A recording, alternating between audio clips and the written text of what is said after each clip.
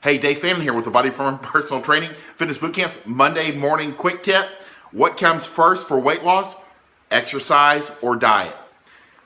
While it's true that you can't outrun a jelly donut, meaning that you cannot out-exercise a bad diet, I'm going to go out on a limb and say exercise for long-term weight loss, health, and fitness is the most important aspect. And there are 3 reasons. And the good thing is that over time, the weight will come off. Number 1, exercise is what we call a keystone habit. In that, the research backs this up, that when you establish an exercise habit, we're not talking about getting ready for a triathlon or a marathon or hours and hours a day. We're talking 2 to 3 30-minute workouts per day. 2 to 3 30-minute workouts per week. Over time, when you establish that habit, the other habits, positive habits, come into play. And when this exercise habit is established, you tend to use your credit card less. You sleep better.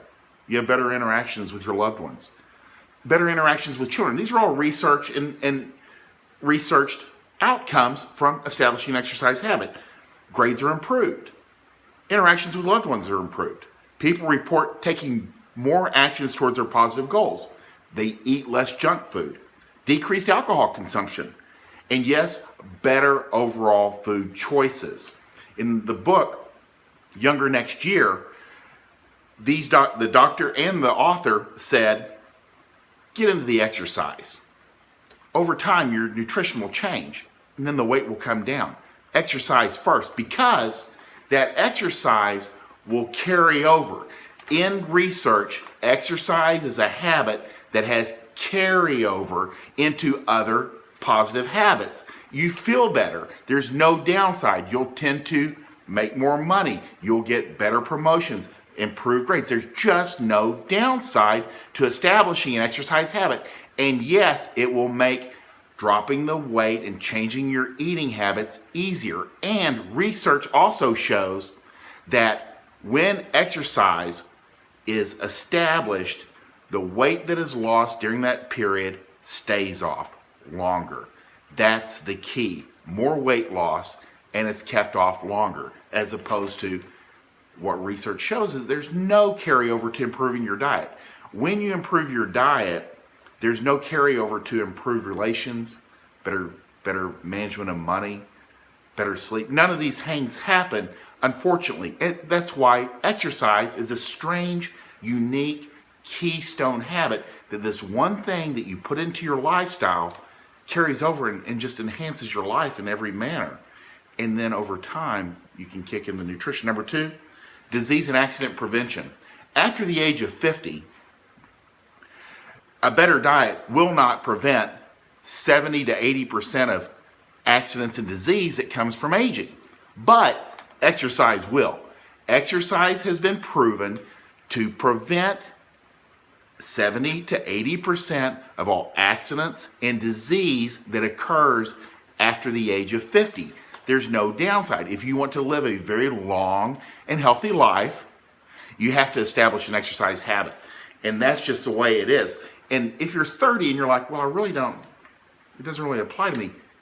When you establish the exercise habit, the sooner you do it, the longer you'll get the benefits, the easier it is to do. In my Fit Over 50 program, I have 2 groups of people. I have either the never exercised ever before. They might have done some gym class, and then we're going to establish this as an adult. And there's also, I lost my mojo. People that have exercised in their 30s and 40s, and then for whatever reason, usually the perfect storm, they tend to lose their momentum, and then we get them back into the gym and get them exercising again. And then over time, their nutrition improves. There's no downside. And that's just the way it is. So the number 1 way to be healthy and happy in your 40s and 50s is to establish your exercise habit. And just like a lot of my clients say, when I say, what would you say about this program? They say, I wish I had started sooner. The sooner you start, the better you'll do. And at 50, exercise isn't optional.